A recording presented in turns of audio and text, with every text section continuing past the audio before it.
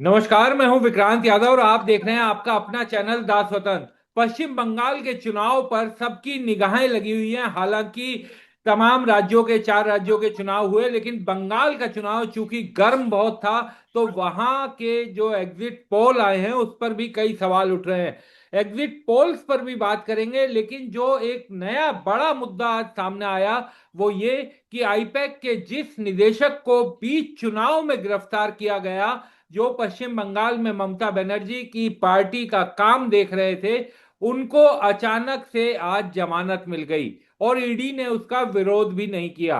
तो सवाल ये उठता है कि क्या केवल राजनीतिक प्रतिद्वंदियों का काम रुकवाने के लिए ईडी इस तरह की गिरफ्तारियां करती है।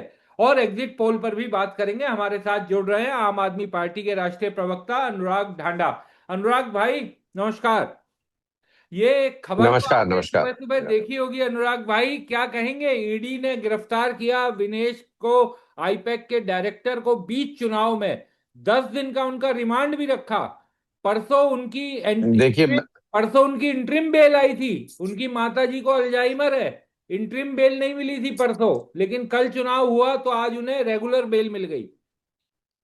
मैं तो विक्रांत जी यही कह सकता हूं कि जो पहले थोड़ा बहुत दिखावा भी होता था लोक लाज का, वो भारतीय जनता पार्टी ने पूरी तरह से छोड़ दिया है।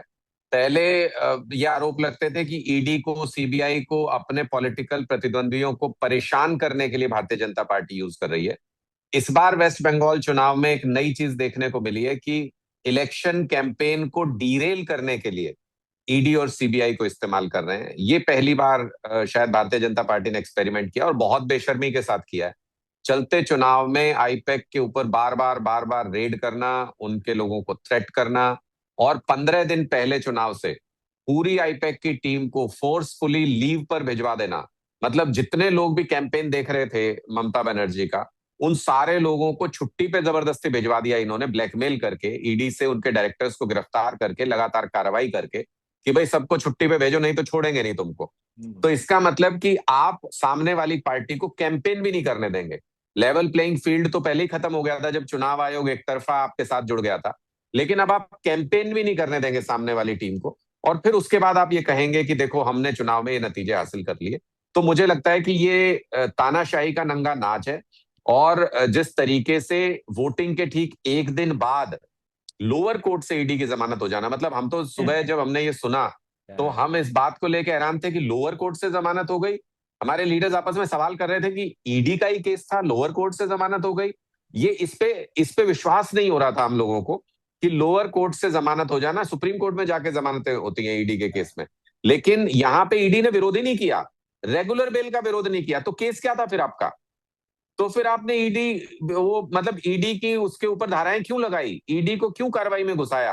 कोई एक सिविल केस कर लेते, कोई एक पुलिस केस कर लेते और बाद में उसकी जांच करते रहते। ईडी तो एक्सट्रीम लेवल में इस्तेमाल की जाती है जब आपके पास मनी लॉन्ड्रिंग के बहुत सबूत हो, और वैसी स्थिति के लिए प्रोविजंस रखे गए हैं कि किसी व्यक्ति को छोड़ा नहीं जाता है। तो मुझे लगता है कि इससे ज्यादा ब्लैक एंड व्हाइट में नहीं दिख सकता था कि भारतीय जनता पार्टी एजेंसीज का कैसे इस्तेमाल कर रही है और लोकतंत्र को कैसे बेशर्मी के साथ खत्म करने का काम ये लोग कर रहे हैं। ईडी ने इस मामले में रिटर्न में जो अपना जवाब दाखिल किया, उसमें ये कहा कि जो एक्यूज है वो जांच में पूरा सहयोग कर रहा है। तो नहीं गिरफ्तारी तो 10 दिन। सहयोग यही तो था, विक्रांत जी, सहयोग यही तो था कि 15 दिन के लिए वोटिंग से ठीक पहले जो हाँ। एजेंसी आपका पूरा इलेक्शन कैंपेन देख रही है, जो आपके पूरे कैंपेन डिजाइन कर रही है, प्रोपेगेंडा क्या होगा, मुद्दे क्या होंगे, सर्वेज किए हैं, कैंडिडेट कौन होंगे, किन मुद्दों पे किस कॉन्स्टिट्यूंसी में काम करना है, वो सारी चीजें जो एजेंसी डिसाइड कर रही है, उसके सारे एम्प्लॉयज 15 दिन पहले फोर्स्ड लीव पे चले जाएं। इससे बड़ा सहयोग क्या होगा? इससे बड़ा सहयोग हो ही नहीं सकता था। तो वो तो ठीक है अपनी तरफ से कि भाई इन्होंने सहयोग किया है, उसके इनाम के तौर पे आप वोटिंग के एक दिन। इतने सारे कोइंसिडेंस पॉलिटिक्स में होते नहीं है। मैं बार बार ये कहता हूं कि कोइंसिडेंस हो सकते हैं, पर इतने सारे कोइंसिडेंस पॉलिटिक्स में नहीं होते हैं। पॉलिटिक्स में तो ये गिव एंड टेक ही होता है, वो साफ तौर पे नजर आ जाता है। कोइंसिडेंस ऐसे नहीं हो सकते हैं कि चुनाव से अगले दिन आपकी जमानत हो जाए और चुनाव से 2 दिन पहले इंटरिम बेल तक रिजेक्ट हो जाए। तो ये सारी चीजें साफ समझ में आती है लोगों को। तो यानी ये कोई संयोग नहीं, ये नया प्रयोग है। तो अनुराग जी, बड़ा मुश्किल हो जाएगा विपक्ष के राजनीतिक दलों के लिए। कौन आपके साथ, किसी भी राजनीतिक दल के साथ जो विपक्ष में है, कौन काम करने के लिए तैयार होगा? कोई प्रोफेशनल एजेंसी? ये तो बड़ा मुश्किल हो जाएगा उन लोगों के लिए। नहीं, देखिए, निश्चित तौर पर ये एक मुश्किल दौर है लोकतंत्र के लिए। भारत में जितनी भी विपक्षी पार्टियां हैं उनके लिए एक मुश्किल वक्त है, और इसलिए मुश्किल वक्त है कि जो सामने जो सरकार में बैठा है वो कोई नियम, कायदे, कानून, संविधान, किसी चीज को मानने को तैयार नहीं है। मतलब हर वो तरीका अपनाया गया। पहले फाइनेंशियल इम्बैलेंस क्रिएट किया गया। आप भाजपा को मिलने वाला चंदा और बाकी सभी दलों को मिलने वाला चंदा देख लीजिए। फिर उसके बाद आप पुलिस फोर्स का इस्तेमाल, ईडी और सीबीआई का इस्तेमाल किया गया नेताओं को तोड़ने के लिए, थ्रेट करने के लिए। अगर कोई नहीं माना तो चुनाव के वक्त उसको जेल ही भेज दो, जेल के अंदर से क्या ही कर लेंगे, शीर्ष नेतृत्व को पूरे जेल भेज दो पार्टी के। ये एक्सपेरिमेंट किया गया। फिर उसके बाद चुनाव आयोग का एक्सपेरिमेंट किया गया कि आप लेवल प्लेइंग फील्ड ही खत्म कर दो ना, रेफरी को ही ले लो अपनी तरफ, तो फिर मतलब मैच क्या ही होगा। तो फिर चुनाव आयोग से भी जब इनका काम नहीं चला, फिर इन्होंने कहा कि ये सारा वोट अपनी मर्जी से काटो, अपनी मर्जी से बनाओ। वोटिंग लिस्ट जिसके आधार पे कोई चुनाव होता है, अगर वही इंबैलेंस हो जाएगी वोटिंग लिस्ट, तो चुनाव ऑटोमेटिकली इंबैलेंस हो गया, तो लेवल लेवल प्लेइंग फील्ड बचा ही नहीं। और अंतिम अब जो इनका एक्सपेरिमेंट है वो ये कि सब कुछ करके भी, आप सोचिए कितनी बुरी हालत भाजपा की है कि इतना इंबैलेंस करने के बाद भी इनका काम नहीं चल रहा। अब इनको कैंपेन एजेंसियों को प्रभावित करना पड़ रहा है। सामने वाली पार्टी को प्रचार तक नहीं करने देंगे और फिर कहेंगे चुनाव लड़ो। इससे बुरा क्या हो सकता है विक्रांत जी, कि अभी जो वोट वेस्ट बंगाल के अंदर काटे गए, वोटिंग से एक दिन पहले तक सप्लीमेंट्री वोटर लिस्ट आ रही थी। मैं तो किसी व्यक्ति को एक दिन कह रहा था कि भाई मुझे ये बताओ कि अगर एग्जाम से एक दिन पहले तुम्हें सिलेबस दे दिया जाए तो एग्जाम दे लोगे? तो आप ये सोचिए, लोकतंत्र में ये बराबर का मौका दिया जाता है कि ये वोटर हैं और इनके पास कैंडिडेट को जाने के लिए पर्याप्त समय दिया जाता है। जब एक दिन पहले आप वोटर लिस्ट नई जारी कर दोगे तो वो कैंडिडेट जाएगा कैसे, वो कैंपेन कैसे करेगा? इसका मतलब आपने लोकतंत्र का जो मूल फॉर्मूला था कि बराबर लेवल पे फील्ड दिया जाएगा सबको, वो खत्म कर दिया आपने। तो इससे बुरा दौर नहीं हो सकता मुझे लगता है लोकतंत्र के लिए, और इसलिए संघर्ष भी अब बड़ा होगा धीरे धीरे, क्योंकि लोकतंत्र बचाने की तो सारी लड़ाई है, वरना तो 70-80 साल पहले जो आजादी के लिए संघर्ष किया था वो सब बेमानी हो जाएगा, वो सब बेकार हो जाएगा। रवि जी, बड़े टीवी चैनलों पे कल एग्जिट पोल आए और अधिकतर एग्जिट पोल में बीजेपी की सरकार बनाई गई है। आप लोग इसे किस तरह से देख रहे हैं? क्योंकि आपके नेता और राष्ट्रीय संयोजक अरविंद केजरीवाल भी गए थे पश्चिम बंगाल में वहां पर रैली और बाकी ममता दीदी के समर्थन में चुनाव प्रचार करने। तो किस तरह से जो एग्जिट देखिए पोल आए हैं इनको देख रहे हैं? विक्रांत जी, हमें लगता है कि डीएमके और ममता बनर्जी जी टीएमसी, ये दो ऐसी रीजनल फोर्सेस हैं जो बीजेपी को मुंह तोड़ जवाब दे रही हैं, जो बीजेपी को उसकी भाषा में समझा रही हैं, उसके साथ आर पार की टक्कर ले रहे हैं और झुक नहीं रहे हैं। तो इन दोनों का जीतना बहुत जरूरी भी है, और दोनों का जिस तरीके का कैंपेन था वो जीत भी रहे हैं दोनों अच्छे तरीके से। ये जितने एग्जिट पोल कल आए हैं, आप पिछले वेस्ट बंगाल चुनाव से पहले के एग्जिट पोल उठा के देख लीजिए, लगभग सबने भारतीय जनता पार्टी को जीतते हुए दिखाया था, और जब रिजल्ट आए तो ठीक उसका उल्टा हुआ था। ये इसलिए भी है कि अगर आप मुख्य रूप से अगर आप देखें तो जो 70% जो वहां की आबादी है वही दो तरफ वोट कर सकती है। 30% जो आबादी है वो तो एक ही तरफ वोट करती है, वो बीजेपी के खिलाफ ही वोट करेगी। 70% में से आपको 60-70% बीजेपी को लाना पड़ेगा, तब जाके वो वहां पे जीतने का उनके नंबर बन सकते हैं, जो कि संभव नहीं है। लोकतंत्र में ऐसा कभी होता नहीं। बीजेपी को मैक्सिमम वोट किसी भी स्टेट में कहीं पर भी 40-45% से ज्यादा मिलता नहीं है। तो इससे वो न्यूमेरिक तौर पे ये समझ नहीं आ रहा कि ये एग्जिट पोल दिखाया कैसे जा रहा है। तो मुझे लगता है कि आजकल लोगों ने बोलना भी बंद कर दिया। अगर मैं थोड़ा सा ये मानूं कि होलिस्टिक अप्रोच लूं कि इन्होंने एग्जिट पोल सही किया होगा एजेंसीज ने, मुझे लगता है कि 70-80% लोग आजकल रिस्पॉन्स नहीं देते हैं। वो बोलते ही नहीं है। अगर आप उनसे पूछो कि किसको वोट दिया किसको नहीं दिया, वो बताना पसंद नहीं करते हैं, क्योंकि वो उसके रिpercussions जानते हैं।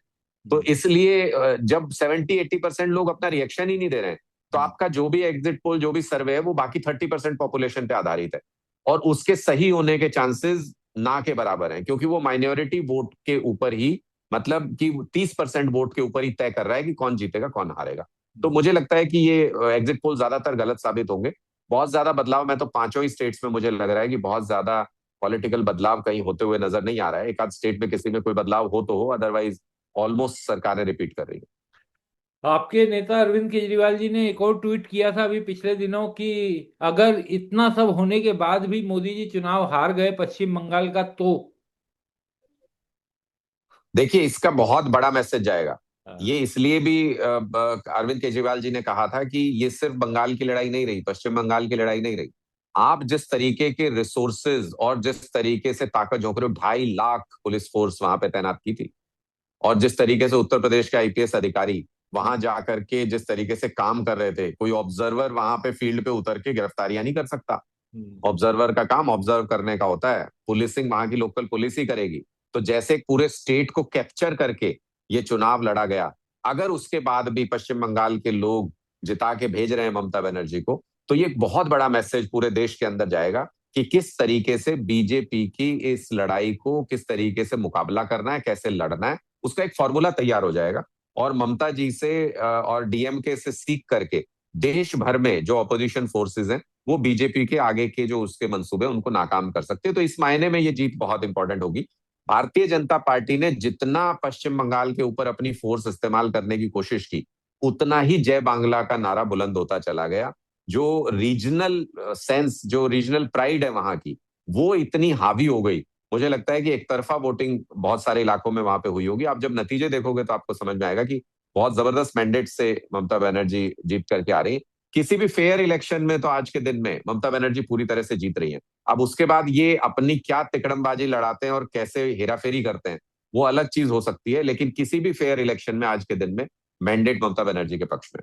एक मेरा अंतिम सवाल कि राहुल गांधी ने भी आखिरी दिनों में वहां वीडियो जारी किया और उन्होंने कहा कि ममता बनर्जी पर भी हमला किया था और ये कहा कि ममता बनर्जी बीजेपी को पश्चिम बंगाल में लाने के लिए जिम्मेदार हैं और कांग्रेस ही अकेली पार्टी है जो आप लोगों की लड़ाई लड़ सकती है।